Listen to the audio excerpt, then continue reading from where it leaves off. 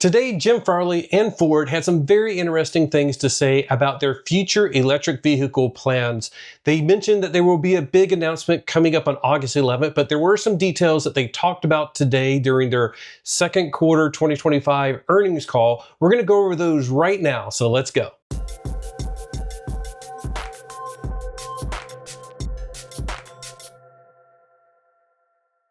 Hi, I'm Patrick, and this is the Mach-E vlog. So as a Ford EV enthusiast, I was very excited to sort of tune into the earnings call and hopefully get a little bit of details about what they were talking about with EVs. Of course, you know, it's a financial earnings call, so there was a lot of talk about, yes, EVs are still losing them money. Yes, the tariffs are having a big impact on them. I believe it was about $800 million in last quarter alone. I'll leave it to the financial experts to cover more of the financial nitty gritty. But what I was very pleased to hear is, like, very early on in the call, they brought up electric vehicles and future plans. In fact, I'll read this quote exactly from Jim Farley in his intro remarks. He said, August 11th will be a big day for all of us at Ford.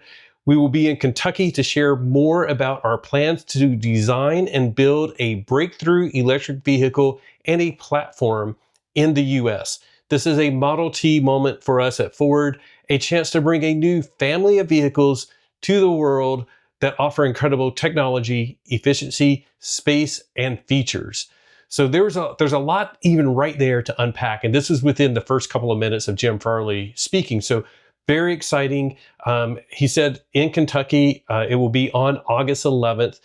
I'm assuming at the Louisville assembly plant that we have already heard rumors that they're going to be retooling to produce an electric vehicle, but there hasn't been any details yet. Ford Authority published an article in June that said that they think it will be a Ford Ranger electric vehicle. We don't know. That's just Ford Authority speculating. Of course, they may have some inside info that we don't. But anyways, that's the only little tidbit of info. But now we have a date, August 11th. There's going to be some type of announcement or gathering. Jim Farley is going to be there, and he's going to share this new direction that Ford is going in. And there's some key things. And one of them is the Model T moment for Ford. He has said this previously last month at the Aspen Ideas Institute, I believe is what it's called. He did a full 1 hour interview with Walter Isaacson. And one of the things he talked about was, like, their next EV is going to be a Model T moment for Ford. So he said it then, he said it now, and that could mean a number of things. It could be, well, I'll just tell you what I think it is. I think it's going to be like their EV that will be accepted by the masses. But I also, after listening to today's call, I think part of the key ingredient for that is it's like, the Model T was like a revolutionary turning point for Ford and the US auto industry in manufacturing. It was way more efficient the way that Henry Ford set up the Model T production line. So maybe that's something that we're going to be seeing with the next generation of EV coming from Ford.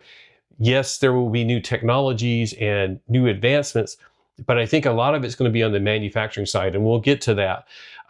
Some other key aspects, that he, just in that initial statement, was that it is a family of vehicles. So again, in conjunction with some stuff that we've heard from Ford previously, talking about their Skunk Works designing a platform. I think this is in line with that they're designing something that's not going to be just one vehicle. So Ford Authority saying it's going to be an electric Ranger. Maybe it's an electric Ranger plus other things as well. So who knows? Again, we'll find out on August 11th. But a family of vehicles sounds very encouraging. I think that's something that Ford needed to do.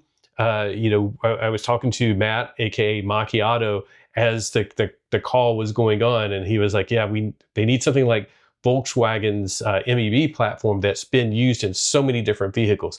Not necessarily those specs, of course, but something with that flexibility to be used in small vehicles and medium-sized vehicles, different configurations. Ford needs something like that, and hopefully by them saying a family of vehicles and a platform, that's what this will be." He's also mentioned incredible technology, efficiency, space, and features. And something that he has, talked about previously, I've seen in some news snippets and stuff, he's talking about, like, the giving you, using the benefits of an EV to basically maximize the interior space. So in other words, if you can have a smaller car, but you maximize the space, you get a bigger car for a smaller footprint. There can be some real advantages to that for the consumer as well as them manufacturing. Of course, we want to see advancements in technology and efficiency. And that's something else that I've heard him talk about as well, is saying, like, if you're trying to get more range out of an electric vehicle, that you can do it in a couple of ways. You can put in a bigger battery, or you can be more efficient. And it's way cheaper for Ford and for the consumer is to be more efficient with the vehicle. Usually that means better aero, but it can also mean advancements in technology as well, as far as motors and whatnot. So I think that's something that Ford is excited to show off. Is that they are going to be more efficient. In other words, get more range out of a smaller battery, which would be really exciting for us as consumers, because we're always demanding more value for our money. He mentioned several times during the conference call about the LFP battery plant in Michigan that they started and then they paused and then now it's unpaused. It's been scaled back a bit. I think they're doing 20 gigawatt hours out of that plant is what they're projecting now. But it's also, well, first of all, like he mentioned that plant multiple times because it's LFP. It's going to be one of the first LFP plants. He cited that as a huge technology advantage cost-wise for Ford, and to have that here in the US. I know Tesla's building an LFP plant at some point soon, but I think Ford may be the first one to come online in full production to have an LFP plant here in the US. So with the current situation with the tariffs, that might be a huge advantage for them entering into this Model T moment for Ford. So very exciting on that. But I started talking about the other battery plants. There is another battery plant about 45 miles from Louisville, Kentucky, where they're going to make this announcement. And that one is a Blue Oval SK plant. It was going to be two 43 gigawatt hour plants. It's now one 43 gigawatt hour plants, but they still have the capacity to expand to that second plant if future demands increase rapidly. And then, of course, just across in Tennessee, there's going to be another plant as part of Blue Oval City that's going to be another 43 gigawatt hours. So Ford has a lot of battery plant capacity coming online. I believe the one in Kentucky is supposed to be reaching production by the end of this year, so that will help them out. And connecting it back to the announcement in Kentucky, I believe it's going to be in Louisville at the assembly plant there. And going back to the Ford Authority article, it says the Louisville plant that used to make the Escape is going to be retooled to make an electric vehicle, which of course they didn't, nobody knew, but they're sort of projecting that it could be a Ranger. It now appears it's whatever that Jim Farley is going to be talking about. So hopefully it won't be just a truck. It'll be a truck, an SUV, and whatever. So all of that combined is very interesting to me. And the other thing that he mentioned very slightly, but he's talked about quite a bit in other interviews, is the Skunk Works team that is in Long Beach. They have a building now in Long Beach. I don't know if it's been built or whatever, but they announced a while ago that they were building a design center in Long Beach. Very big announcement with the city of Long Beach to locate that out there. And one of the things that Jim Farley said about it at one point a few months ago was, like, even though he's the CEO of Ford, he can get into basically any building with his key card. He goes, the one out in California is like a Skunk Works facility. He does not even have access to it. And I think it's part of Jim Farley's mentality, very much a student of history of the auto industry. One of the things he talked about is like what Henry Ford did in revolutionizing some things in the early days of Ford, is like sort of let people go off and do their own things, keep them completely separate from the corporate structure that Ford had. Once they came up with their best solution, then brought that back in. And I sort of feel like that's what he's doing with the Skunk Works. It's like, go do your thing, create the best product possible. And then once they have designed it, done the engineering behind it, they'll bring it back in. Ford will, set it up at the Louisville assembly plant, have their batteries, have all of that. And they'll take all of that, better engineering and incorporate it back into the Ford way of doing things. So very interesting way of doing things, and sort of a way of getting around the fact that they aren't an EV startup like Lucid or Rivian or even Tesla. They are a company with 120 years history. So how can they capitalize on that history, but at the same time be cutting edge and compete against the Chinese? That's to create a Skunk Works facility, let them go at it, take all of the engineering discoveries that they make and new technologies that they incorporate, and then use the 120-year history of Ford to create a fantastic product. So all in all, very exciting stuff. Some other key points I've already mentioned. He said that he sees the competitors as being the Chinese EVs still, the Chinese EV companies, Geely and BYD, and others as well. So there's a lot of competition. Even with the tariffs, we got to remember we're in a global economy. So protectionism with the tariffs is not going to keep these Chinese companies from developing the technology. In the Walter Isaacson interview at the Aspen Ideas Institute, he talked about the Chinese are really ahead of the game when it comes to battery technology. And we have to sort of like swallow our pride as the American industry being the leader and say, like, we need some of their IP, their intellectual property, to manufacture EVs and get caught up to them in the battery segment. So that's just the way it is in today's world. The Chinese companies have had huge investments from the Chinese government, and which is one of the reasons why the tariffs are coming into play. But on the flip side, bottom line is like we need some of that intellectual property to make batteries better in the U.S. manufacturing segment, which is why the battery plant in Michigan got paused. Is like there was some political upheaval over the fact that it was using battery technology from China, but it was Ford. So it was sort of like they're licensing some Chinese IP. A lot of stuff to digest here. So I'm trying to go quickly and just took all of this in. Of course, we'll have links down below on all of this if you want to listen to the entire webcast. They usually rebroadcast it as well. So you can listen to all the details and all this other stuff. I have other videos talking about a lot of this stuff in way more detail. The other thing that they talked about was, and this is why I think that he was saying like it's going to be a Model T moment, is that he was saying that they, to be competitive with Chinese, they have to transform their engineering supply chain and manufacturing. They have to decontent or simplify manufacturing. So that really, to me, seems like that this next step in EVs for Ford is not only about just creating a new vehicle that we all want, but it's like to be competitive, they have to simplify the manufacturing process and the engineering, making things simplified, which also will hopefully make it easy to repair. Sometimes simplifying manufacturing makes things a pain to repair, but we won't know until we actually see it. The other thing that I thought was really key was, and us as Ford EV owners, we've been going like, okay, we have the Mach-E and the Lightning and E-Transit on the Pro side, but basically we have two consumer-facing EVs. But then you look at GM, the other major, U.S. manufacturer. We won't talk about Stellantis right now, but GM has, like Cadillac has multiple EVs now. I'm almost losing count. But you have the Equinox and the Blazer.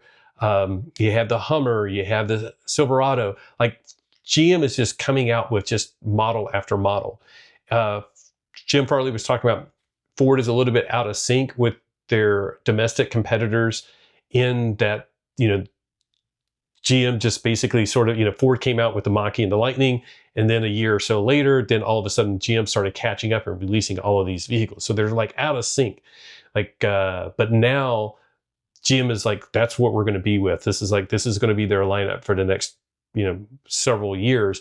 Ford is getting ready to release their next generation. So they're going to be ahead of the game again. So it's like, he's portraying it as a positive, as a consumer, looking for my next EV next year, potentially when our Mach-E sort of lease runs out. I'm going to be looking for something I don't think Ford's going to have anything ready for me. I think they're still talking about 2027. Even with this announcement, they didn't, of course, say anything other than they're going to make an announcement.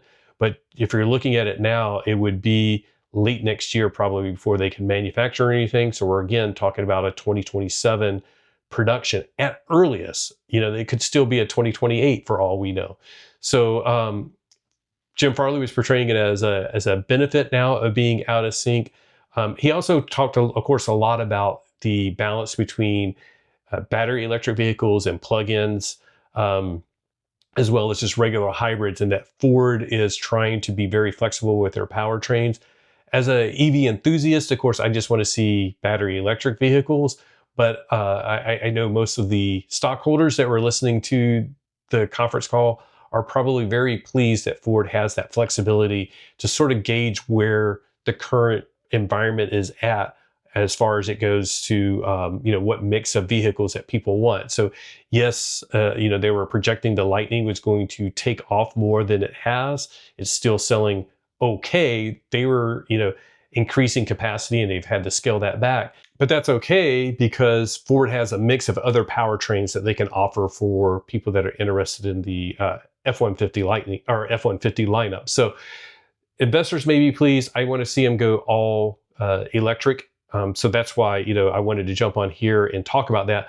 The final thing that's not really about electric vehicles, but of course it sort of gets connected to electric vehicles is autonomous driving. Of course, right now, all we have is, and I say all we have, but we have level 2 with Blue Cruise, which is hands-off driving on a lot of freeways, and hands-on level 2 on non-freeways. He talked about how well Blue Cruise is doing for them, but somebody asked about what happened after Ford let go of their, or basically shut down Argo AI, which was basically a joint venture that they had going to develop level 4, level 5 autonomous driving.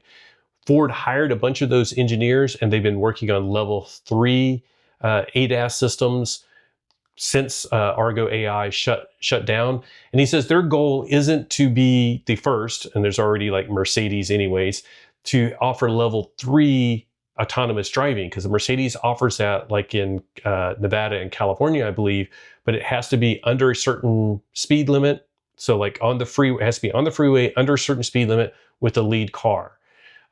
Basically a lot of parameters that make it so that it's not that big of a deal for people that do have it.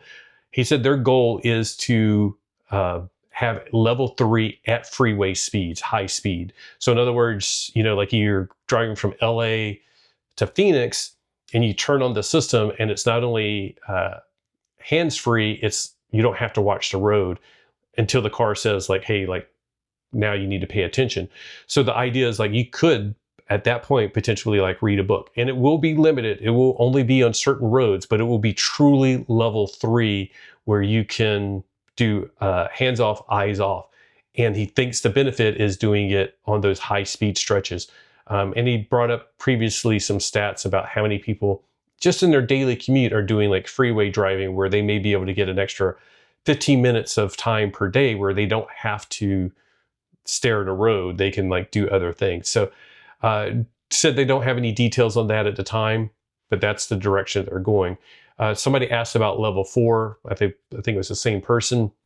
And he said that yes, they are interested in level 4, but from the Ford Pro fleet side of things, and sort of alluded to the fact that, we've seen, for example, Uber and Lyft, they are very much interested in having a level 4 fleet out there, as well, of course, as Waymo.